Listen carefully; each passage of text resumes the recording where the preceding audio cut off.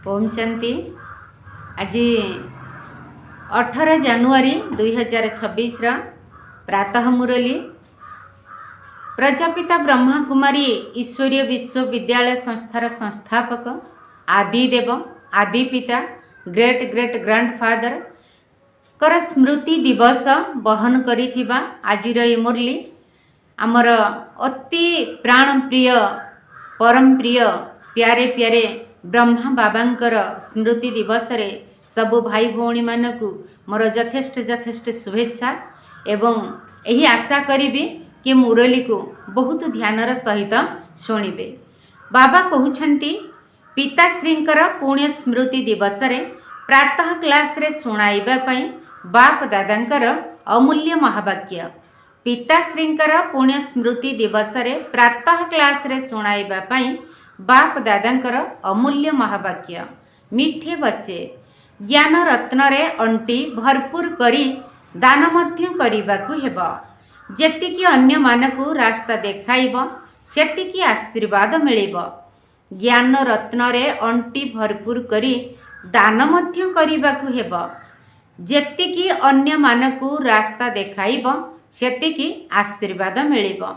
बाबा कहिले ज्ञान रूपक रत्न रे तुमर निजर बुद्धि रूपक झोलामणि को भरपूर करी अन्य मानकु दान मध्य करिबाकु हेबो। जेते अन्य मानकु दान करिबा मुक्ति जीवन मुक्ति गति सद्गतिर रास्ता देखाइबा सेतिकी ही बाबांक ठारू सब आत्मा मानक ठारू आमको आशीर्वाद मिलिबो। ओम शांति। मीठा मीठा संतान मानकु एही कथा भल भाबरे मने रखिबाकु हेबो जे शिव बाबा आमको पाठ पढ़ाउछंती। शिव बाबा पतित पावन मध्य अटंती एवं सद्गति दाता मध्य अटंती। सद्गति अर्थात स्वर्ग दुनियार राज पद मध्य देउछंती। बाबा केते मीठा अटंती केते स्नेहर सहित पिला मानकु पाठ पढ़ाउछंती। बाबा आम मानकु दादांक द्वारा पाठ पढ़ाउछंती। बाबा केते मीठा अटंती पुणी केते स्नेह करूछंती। कौनसी कष्ट मध्य देउ नाहंती। केवल एतिकी कहउछंती मोते मने पकाओ एवं चक्र को मने पकाओ। तेणु बाबा को मने पकाई आमर दिल पूरा पूरी शीतल होई जिबा दरकार। प्रभु पिता परमात्मा आमर प्राण प्रिय बाबा शिव बाबा को मने पकई आम हृदय एकदम ठंडा शीतल होई जिबा दरकार। एकमात्र बाबांकर स्मृति सदा सर्वदा मन को आंदोलित करिबा दरकार। काहेकि ना बाबांक ठारू केते अमाप संपत्ति मिलुछे। निजकु देखिबा दरकार जे मोर बाबांक प्रति केते स्नेह अछि, मो भितरे दैवी गुण केते अछि। काहेकि ना तुमे माने एबे कंटारू फूल हेउछ। जेते जेते तुमे जोगयुक्त स्थिति रे रहिबो सेही अनुसारे कंटारू फूल एवं सत्व प्रधान होई चलिबो। संपूर्ण फूल होई जिबा परे आउ एठारे रही परिबो नाही। काहेकि ना स्वर्ग दुनिया ही फूलर बगीचा अटे। बाबा कले जेते बेले तुमे संपूर्णता को प्राप्त करिबो ए नरक दुनिया रे आउ रही परिबो नाही। तुम पई फूलर बगीचा स्वर्ग अपेक्षा करी रहिछि। जेउ माने बहुत कंटा गुडी को फूल करूछंती सेही मानकु ही सच्चा सुगंध युक्त फूल कुहाजिबो। से माने केबे हेले काहाकु कंटा फुटाइबे नाही। क्रोध मध्य बड़ कंटा अटे, बहुतंकु दुख देई थाए। एबे तुमे पिला माने कंटार दुनिया भितरु बाहरी गोटिए पाखकु आसी जाइछ। एबे तुमे माने संगमरे अर्थात मझी स्थान रे अछ। माली जेपरी फूल गुडी को तोली गोटिए अलग पात्र रे रखी दिए सेही परी तुम भली फूल मानकु मध्य संगम जुग रूपी पात्र रे अलग रखा जाइछि। बाबा कहले जेपरी माली सब फूल गुडी को तुली एकत्रित करी गोटिए पात्र रे भरपूर करी रखी दियंती सेही भली परमपिता परमात्मा ब्रह्मा बाबांक माध्यम रे आम फूल मानकु संगम जुगी रूपी पात्र रे रखी चंती। एहा परे तुमे फूल माने स्वर्ग दुनिया को चली जिवो एवं कली जुगी कंटा माने भस्म होई जिवे। मीठा मीठा पिला माने जानिछंती पारलौकिक पितांक ठारू आमकु अविनाशी संपत्ति मिलुछि। ଯେଉଁମାନେ ସଚ୍ଚା ସଚ୍ଚା ସନ୍ତାନ ଅଟନ୍ତି, ଯେଉଁମାନଙ୍କର ବାପ ଦାଦାଙ୍କ ସହିତ ପୁରା ସ୍ନେହ ରହିଛି, ସେମାନଙ୍କ ଭିତରେ ବହୁତ ଖୁସି ରହିବ ଯେ ଆମେ ବିଶ୍ୱର ମାଲିକ ହେଉଛୁ। ଯଦିଓ ପୁରୁଷାର୍ଥ ଦ୍ୱାରା ହିଁ ବିଶ୍ୱର ମାଲିକ ହେବାକୁ ହୋଇଥାଏ, କେବଳ କହିବାରେ ନୁହେଁ। ଯେଉଁମାନେ ଅନନ୍ୟ ସନ୍ତାନ, ସେମାନଙ୍କ ଭିତରେ ସର୍ବଦା ଏହି କଥା ମନେ ରହିବ ଯେ ଆମେ ନିଜ ପାଇଁ ପୁନର୍ବାର ସେହି ସୂର୍ଯ୍ୟବଂଶୀ ଚନ୍ଦ୍ରବଂଶୀ ରାଜଧାନୀ ସ୍ଥାପନ କରୁଛୁ। ବାବା କହୁଛନ୍ତି, ମିଠା ମିଠା ସନ୍ତାନମାନେ, ଯେତେ ଯେତେ ତୁମେ ବହୁତ ଆତ୍ମାଙ୍କର କଲ୍ୟାଣ କରିବ, ସେହି ଅନୁସାରେ ତୁମକୁ ହିଁ ଫଳ ମିଳିବ। ଯଦି ବହୁତ ଆତ୍ମାଙ୍କୁ ରାସ୍ତା ଦେଖାଇବ, ତେବେ ବହୁତଙ୍କର ଆଶୀର୍ବାଦ ମିଳିବ। ଜ୍ଞାନ ରତ୍ନରେ ନିଜର ଅଣ୍ଟି ଭରି ଦାନ କରିବାକୁ ହେବ। ଜ୍ଞାନର ସାଗର ତୁମମାନଙ୍କୁ ଜ୍ଞାନ ରତ୍ନର ଥାଳି ଭର୍ତ୍ତି କରି ଦେଉଛନ୍ତି। ସେହି ରତ୍ନ ଗୁଡ଼ିକୁ ଯେଉଁମାନେ ଦାନ କରିଥାନ୍ତି, ସେହିମାନେ ହିଁ ସମସ୍ତଙ୍କୁ ପ୍ରିୟ ଲାଗିଥାନ୍ତି। ତେଣୁ ପିଲାମାନଙ୍କ ଭିତରେ କେତେ ଖୁସି ରହିବା ଦରକାର। ଯେଉଁ ସନ୍ତାନମାନେ ଜ୍ଞାନବାନ ହୋଇଥିବେ, ସେମାନେ ତ କହିବେ, ଆମେ ବାବାଙ୍କ ଠାରୁ ପୁରା ସମ୍ପତ୍ତି ନିଶ୍ଚିତ ନେବୁ। ସେମାନେ ବାବାଙ୍କୁ ଏକଦମ ଜାବୁଡ଼ି ଧରିବେ। ବାବାଙ୍କ ସହିତ ସେମାନଙ୍କର ବହୁତ ସ୍ନେହ ରହିବ, କାହିଁକି ନା ସେମାନେ ଜାଣିଛନ୍ତି ଯେ ଆମକୁ ପ୍ରାଣଦାନ ଦେଲାବାଲା ବାବା ମିଳିଯାଇଛନ୍ତି। ବାବା ଆମକୁ ଏଭଳି ଜ୍ଞାନ ରୂପକ ବରଦାନ ଦେଉଛନ୍ତି, ଯାହାଦ୍ୱାରା ଆମେ କଣରୁ କଣ ହୋଇଯାଉଛୁ, ଦରିଦ୍ରରୁ ସମ୍ପତ୍ତିବାନ ହୋଇଯାଉଛୁ। ବାବା ଆମର ଭଣ୍ଡାର ଏଭଳି ଭରପୁର କରି ଦେଉଛନ୍ତି। ଯେତେ ଯେତେ ବାବାଙ୍କୁ ମନେ ପକାଇବ, ସେହି ଅନୁସାରେ ସ୍ନେହ ମଧ୍ୟ ରହିବ ଏବଂ ଆକର୍ଷଣ ମଧ୍ୟ ରହିବ। ଯେପରି ଛୁଞ୍ଚି କଳଙ୍କି ମୁକ୍ତ ଥିଲେ ଚୁମ୍ବକ ଆଡ଼କୁ ଆକର୍ଷିତ ହୋଇଥାଏ, ସେହିପରି ବାବାଙ୍କୁ ମନେ ପକାଇବା ଦ୍ୱାରା କଳଙ୍କି ଛାଡ଼ିବାକୁ ଲାଗିଥାଏ। ତେଣୁ ଏକମାତ୍ର ବାବାଙ୍କ ବ୍ୟତୀତ ଅନ୍ୟ କେହି ଯେପରି ମନେ ନ ପଡ଼ନ୍ତୁ। ବାବା ବୁଝାଉଛନ୍ତି, ପିଲାମାନେ, ଏବେ ଆଉ କୌଣସି ତ୍ରୁଟି କର ନାହିଁ। ସ୍ୱଦର୍ଶନ ଚକ୍ରଧାରୀ ହୁଅ, ଲାଇଟ୍ ହାଉସ୍ ହୁଅ। ଯଦି ସ୍ୱଦର୍ଶନ ଚକ୍ରଧାରୀ ହେବାର ଅଭ୍ୟାସ ପକ୍କା ହୋଇଯିବ, ତେବେ ତୁମେ ଯେପରି ଜ୍ଞାନର ସାଗର ହୋଇଯିବ। ଯେପରି ଛାତ୍ରମାନେ ମଧ୍ୟ ପାଠ ପଢ଼ି ଟିଚର ହୋଇଯାଆନ୍ତି, ସେହିପରି ତୁମମାନଙ୍କର ଧନ୍ଦା ହିଁ ଏହା ଅଟେ। ଯଦି ତୁମେ ସମସ୍ତଙ୍କୁ ସ୍ୱଦର୍ଶନ ଚକ୍ରଧାରୀ କରିବ, ତେବେ ଯାଇ ଚକ୍ରବର୍ତ୍ତୀ ରାଜାରାଣୀ ହୋଇପାରିବ।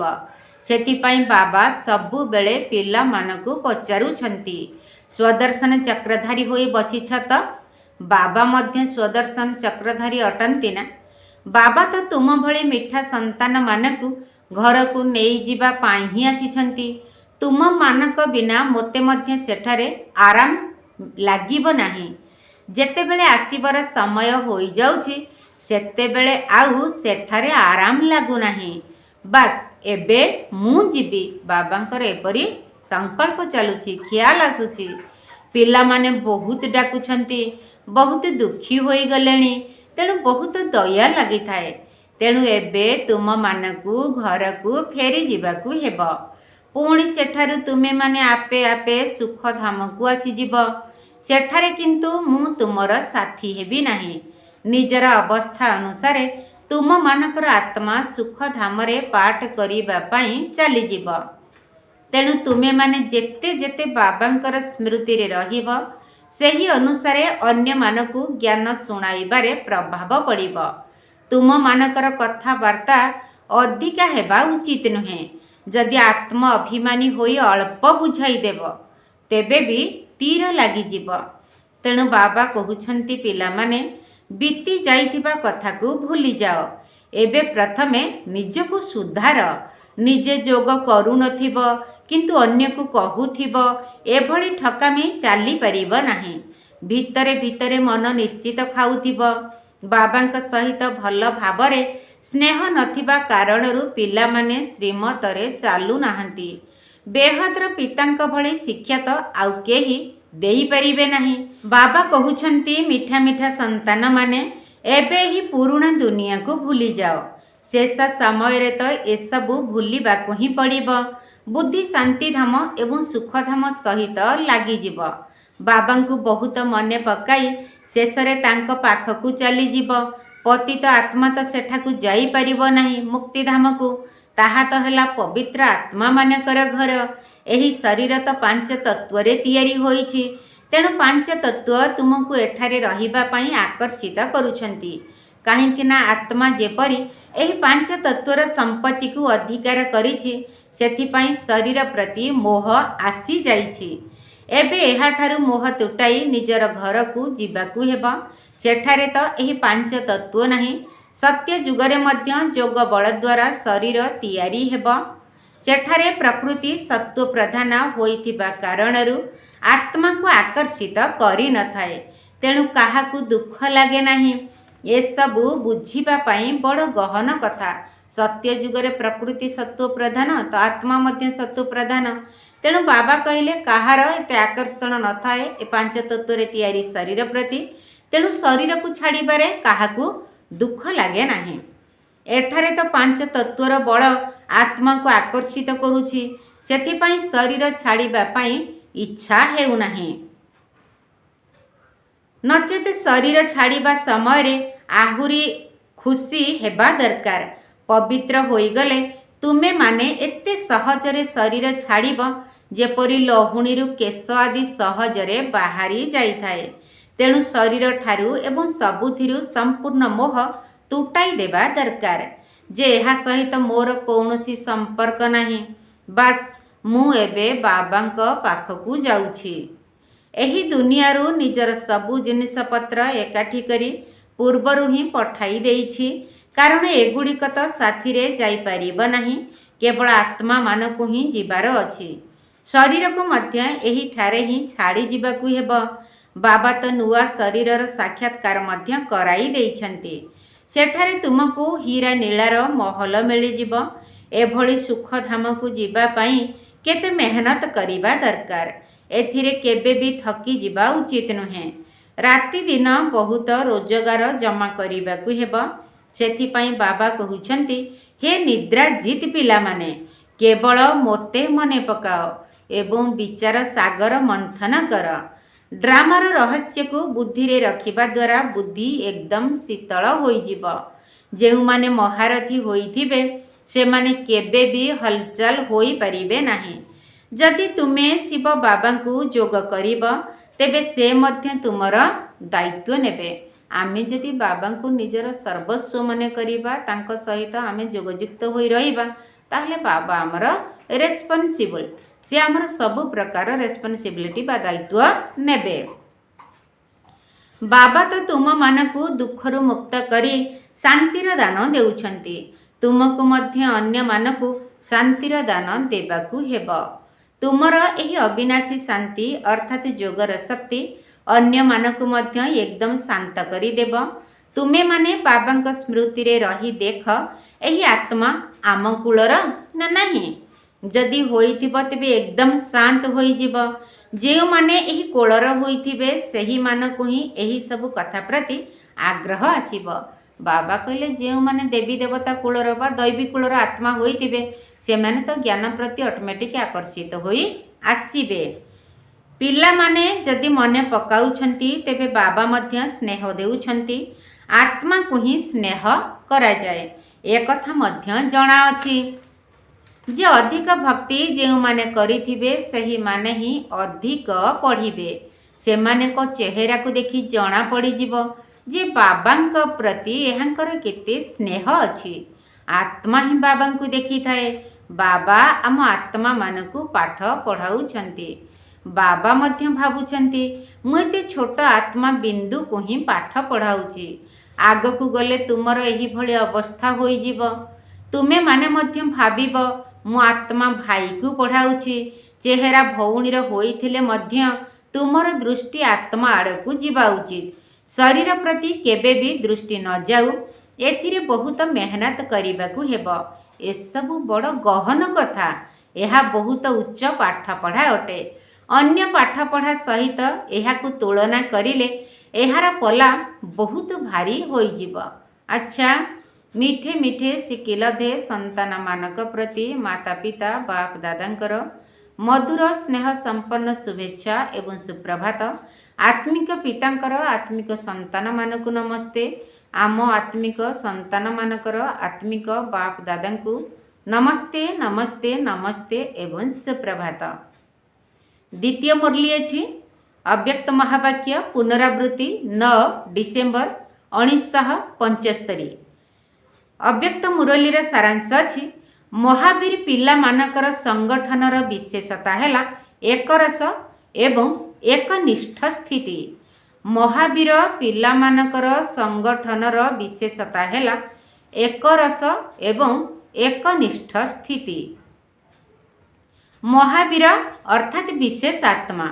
एही भली महावीर विशेष आत्मा मानकर संगठनर विशेषता वर्तमान समय रे एही भली हेबा दरकार जहाँकि एका समय समस्तंकर एकरस एवं एकनिष्ठ अवस्था होई पारुथिबा। अर्थात जेते समय पर्यंत जो स्थिति रे रहिबा पई चाहिब सेतिकी समय सेही स्थिति रे संगठित रूप रे स्थित होई जाउथिबा। संगठित रूप रे समस्तंकर संकल्प रूपी आंगुली एका भली हेबा उचित। जेते दिन पर्यंत संगठनर एही भली अभ्यास पड़ी नाही सेते दिन पर्यंत सिद्धि मिली पारिब नाही। जदि संगठन भितरे एबे निर्देश मिलिब जे 5 मिनिट पई व्यर्थ संकल्प को बिल्कुल समाप्त करी निजर शक्तिशाली बीज रूप स्थिति रे एकरस अर्थात स्थिर भाव रे स्थित होई जाओ। कौन एही भली अभ्यास अछि त? एमिति नुहे जे जी मनन करिबार स्थिति रे थिबो आउ किए आत्मिक वार्तालाप करुथिबो आउ किए अव्यक्त स्थिति रे रहिथिबो। जदि निर्देश मिलिथिबो बीज रूप स्थिति रे स्थित हेबा पई किंतु तुमे आत्मिक वार्तालाप करुथिबो तेबे आदेश को तो मानिल नाही ना। तेबे एही भली अभ्यास सेते बेले हेबो जेते बेले प्रथमे व्यर्थ संकल्प को समाप्त करिबो। केवल व्यर्थ संकल्प पाई ही स्थिति हलचल होई थाए। एही सबु व्यर्थ संकल्प गुड़ी को समाप्त करिबा पई एवं निजर संगठन को शक्तिशाली बा एकमत करिबा पई केउ शक्ति आवश्यक? एथिपाई गोटिए हेला विश्वास, द्वितीय रे समाहित करिबार शक्ति मध्य दरकार। संगठन को स्ट्रेंथ बा शक्तिशाली करिबा पई बाबा के एक रहला विश्वास आउ द्वितीय रे हेला समाहित करिबार शक्ति। तेबे संगठन को जोड़ी रखिबार सूत्र हैला विश्वास। जदि केही किछि करिछि धरिनिय भूल भी करिछि किंतु संगठन अनुसारे बा निजर संस्कार अनुसारे बा समय अनुसारे से जहाँ भी करिछि तार मध्य निश्चित कौनसी उद्देश्य बा अर्थ थिबो। संगठित रूप रे जेउठी सेवा अछि सेठारे तार संस्कार को मध्य दयाशील दृष्टि रे देखिबा सहित संस्कार को सामनारे न रखी एथिरे मध्य कौनसी कल्याण थिबो। तेणु ताकु साथी रे नेई चलिबारे ही कल्याण रहिछि। संगठन भितरे जेतेबेले परस्पर प्रति एही भली विश्वास रहिबो तेबे जाई सफलता मिली पारिबो। तेणु प्रथमरु ही व्यर्थ संकल्प चलाइबा उचित नुहे। जेपरिकी केही केही निजर भूल को हृदबोध करुछंती किंतु ताकु केबे भी अन्य मानकु जणाइबा पई चाहिबे नाही, बरं ताकु मन भितरे रखिदेबे। अन्य केही भी जदि काहाकु सुनाई देब ताहाले भी खराब लागिबो। सेहीपरि अन्य मानकर भूल को मध्य निजर भूल भाबी काहा आगरे वर्णना करिबा उचित नुहे। व्यर्थ संकल्प मध्य चलाइबा उचित नुहे, बरं ताकु मध्य मन भितरे लुचाई देबा दरकार। परस्पर प्रति एतिकी विश्वास रहिबा दरकार, बरं स्नेहर शक्ति द्वारा ताकु ठीक करि देबा दरकार। जेपरि लौकिक हिसाब रे मध्य घर कथा बाहर को दियंती नाही, नचेत घर रही इज्जत हानि होई थाए। सेहीपरि संगठन भितरे मध्य तुमर साथी जदि किछि भी करिछि तेबे सेथिरे निश्चित किछि रहस्य थिबो। जदि से भूल भी करिछि तेबे भी ताकु परिवर्तन करि देबा उचित। एही दुई प्रकारर विश्वास रखी परस्पर सहित संपर्क रे आसिले संगठनर सफलता होई परिबो। एथिरे समाहित करिबार शक्ति अधिक दरकार। व्यर्थ संकल्प को मध्य निज भितरे समाहित करने हेब। जे अन्यर त्रुटि को देखि मध्य आमे दयाशील होई ताको मार्जना करिबा, साथी ताको नेइकी चलिबा, एतिकी विश्वास जदि रहिला ताहले संगठन रे हमकु सफलता मिली परिबो। तेबे बिगड़ी जाइतिबा संस्कार को केबे भी वर्तमान सहित मिसाओ नाही, अर्थात अतीत को वर्तमान कर नाही। जेते बेले अतीत को वर्तमान सहित मिसाई देउछ सेते बेले ही संकल्पर धाड़ी लंबा होई जाउछे एवं जेते बेले पर्यंत एही भली व्यर्थ संकल्पर लंबा धाड़ी रही थिबो सेते बेले पर्यंत संगठित रूप रे एकर स्थिति होई परिबो नाही। अन्यर भूल को निजर भूल मने करिबा एहा ही हेउछि संगठन को मजबूत करिबा। एहा मध्य सेते बेले हेबो जेते बेले परस्पर प्रति विश्वास थिबो। परिवर्तन करिबार विश्वास बा कल्याण करिबार विश्वास एथिरे समाहित करिबार शक्ति निश्चित दरकार। सबु किछि देखिल शुणिल किंतु संपूर्ण भावरे निज भितरे समाहित करी पूर्व भली आत्मिक दृष्टि एवं कल्याणकारी भावना रहू। एबे तो पिलामानक भितरे दयार भावना कम रहुछि काहींकि ना आत्मिक स्थितिर अभ्यास कम अछि। जेतेबेले संगठन एही भली शक्तिशाली होई जीव सेते बेले ही सिद्धि प्राप्त करिब। एबे तुमे माने सिद्धि बा सफलता को आवाहन करूछ किंतु आगकू गले सिद्धि स्वयं ही तुम पाखरे नतमस्तक हेब। जेपरि सत्य जुगरे प्रकृति दासी होई जाउछि सेहीपरि सिद्धि तुम पाखरे स्वयं ही मुंड नुआइब। सिद्धि तुम मानकू आवाहन करिब। जेहेतु ज्ञान श्रेष्ठ अटे, स्थिति शक्तिशाली अटे, तेबे सिद्धि प्राप्त करिबा कौन बड़ कथा। सदा सर्वदा एक रस स्थिति रे रहुथिबा आत्मा मानकू सिद्धि प्राप्त न हेब यह असंभव अटे, किंतु एथिपाई संगठनर शक्ति दरकार। जणे जदि किछि कहिला तेबे अन्य जणे ताकू स्वीकार करिनेबा उचित।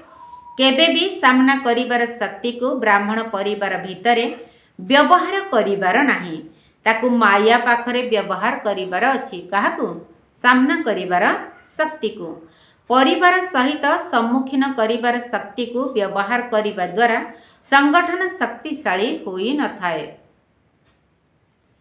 जदि कहार कौनसी कथा तुमको ठीक लागू नाही तेबे भी परस्पर को सम्मान देबाकू हेबो।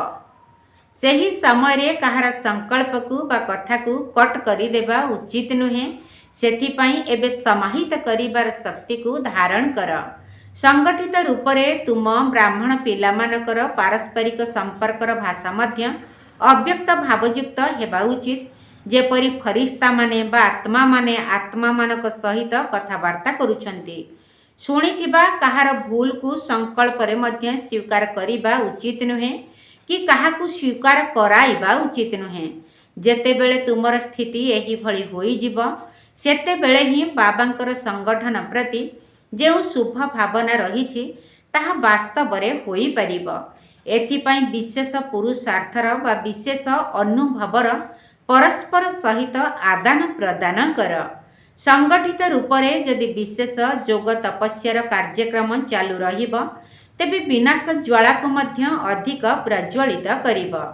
जोगर अग्नि द्वारा विनाशर अग्नि प्रज्वलित हेब। अच्छा, ओम शांति। वरदान व्यक्तरे रही अव्यक्त फरिश्ता रूपर साक्षात्कार कराउथिबा श्वेत वस्त्रधारी एवं श्वेत आलोकधारी हुआ। व्यक्तरे रही अव्यक्त फरिश्ता रूपर साक्षात्कार कराउथिबा श्वेत वस्त्रधारी एवं श्वेत आलोकधारी भव। एबे चारिआडे जेपरि एही समाचार प्रचार हेबारे लागिछि जे एही श्वेत वस्त्रधारी माने किए अटंती एवं केउठु आछंती। सेही परी एबे फरिश्ता रूपर साक्षात्कार कराओ।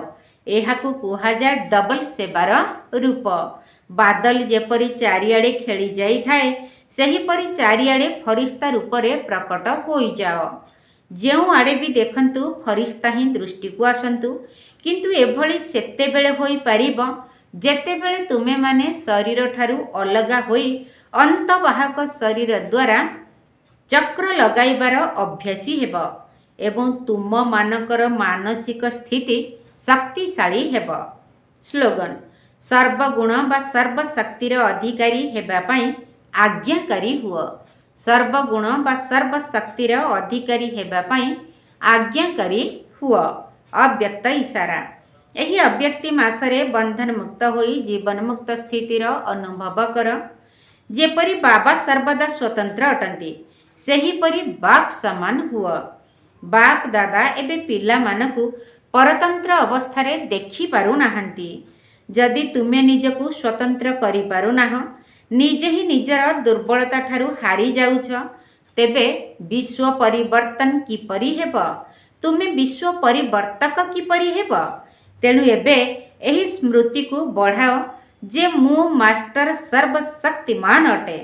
ଏହାଦ୍ୱାରା ସବୁ ପ୍ରକାରର ପଞ୍ଜୁରୀରୁ ମୁକ୍ତ ହୋଇ ଉଡ଼ନ୍ତା ପକ୍ଷୀ ହୋଇଯିବ। ଆଚ୍ଛା, ଓମ୍ ଶାନ୍ତି।